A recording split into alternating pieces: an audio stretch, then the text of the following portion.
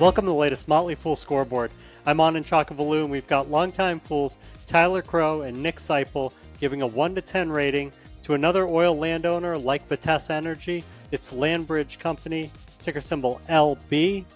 First, we'll rate the strength of Landbridge's business, including factors like industry and competition.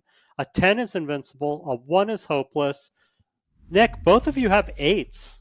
Yeah, I rated Landbridge Company an 8. It's a land asset royalty company focused in the Delaware subbasin of the Permian Basin. As of the end of 2024, Landbridge owned approximately 273,000 surface acres across West Texas and New Mexico. It's really quality assets that are operated by some of the big oil companies that we all know: Occidental, Devon, EOG, ConocoPhillips, and others. It's a company that's also showed pretty good progress when it comes to licensing or its service assets for things like power plants and data centers and that sort of thing. I think it's a good quality assets located in a great region, and so I rate the company an 8. Yeah, I can't add a whole lot there. Owning and leasing land is stable revenue, high margin, cash generative assets that frankly, it's really hard to screw up.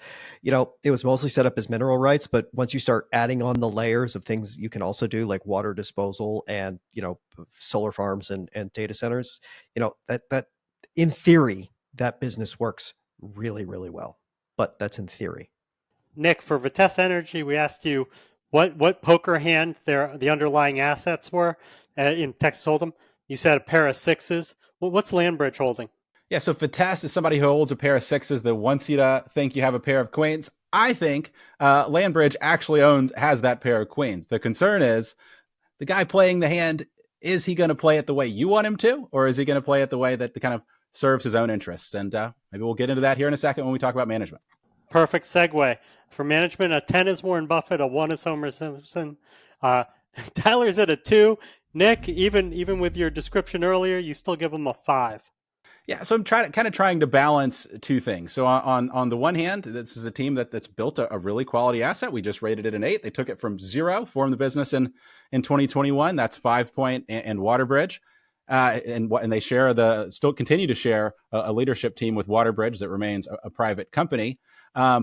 So I think those folks have some skill in building the asset. That said, I think there's some issues when it comes to alignment. I mentioned sharing a management team with Waterbridge. 5 Point itself is a private equity company. If you drill into the risk section of the 10K, these folks have explicitly said we don't have to follow the same kind of fiduciary duties that other management teams owe to their shareholders. And when you've got your management team that could potentially directly compete with you or take opportunities that otherwise would have been made available to you and your company, I think that misalignment brings down the score from what otherwise would be a quality management team.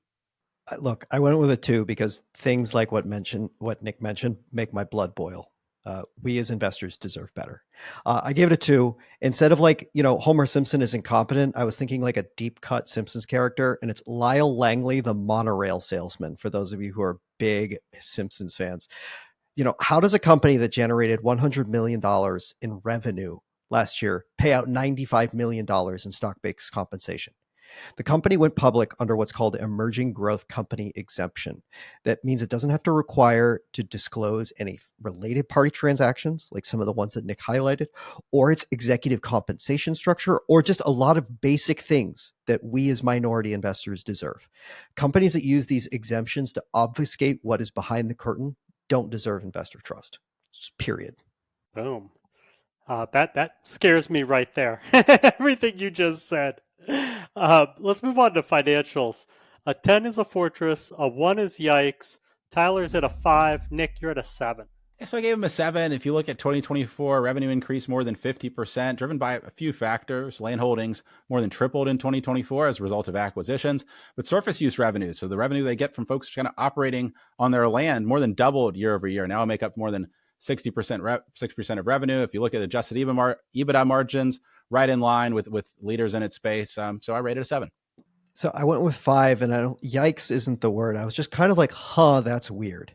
And the company is relatively new to the public market. So things like private capital lending costs and going public, those are costs that are one time. So I'll give that, we'll kind of just put that aside.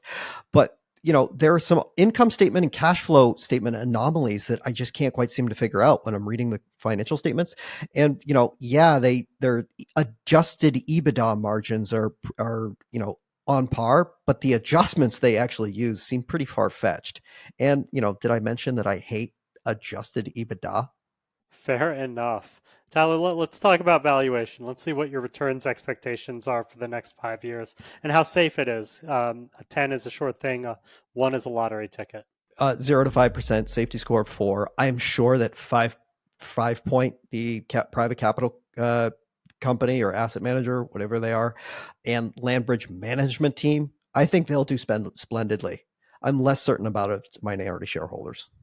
I went to 5 to 10% with a safety score of 6. If you look at its current acreage, 273,000 acres with a current $5.5 billion market cap, values Landbridge at about $20,000 per acre compared to recent acquisitions at about $5,000 per acre. So I think the market kind of already giving Landbridge credit for unlocking new revenue streams, on its land, such as adding solar leases, commercial tenants, data centers, that sort of thing. To get market-beating returns, they'll have to do even better than the market is expecting. But I do think, I think that'll be hard to do, but I do think they will be be able to execute well enough to generate about market matching returns. So I rated them 5 to 10%. Time for everyone's favorite Top It. Tyler, is there a company in Landbridge's space that you like better? We know it's not Vitesse Energy from its score. Well, all right. So I'm going to go with ticker is TPL, Texas Pacific Land. It's another royalty trust in Texas. Same concept. Look, the stock for Texas Land is, maybe absurdly valued today, but at least you get a semblance of corporate governance.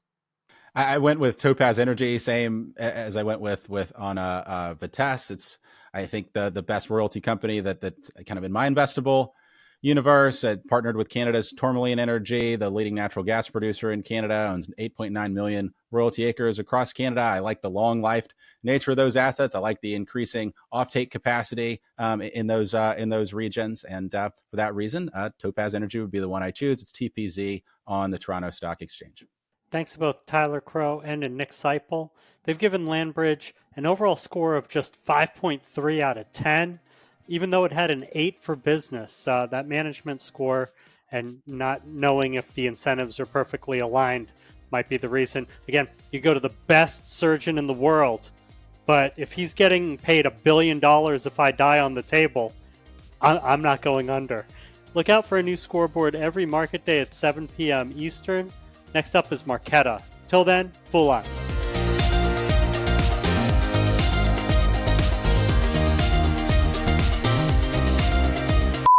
I know what you're trying. You're trying to incorporate the show, but yeah, you know what I'm trying to do. They're the people that work for the E&Ps to go and get Barbara ranch owner to sign over their mineral rights.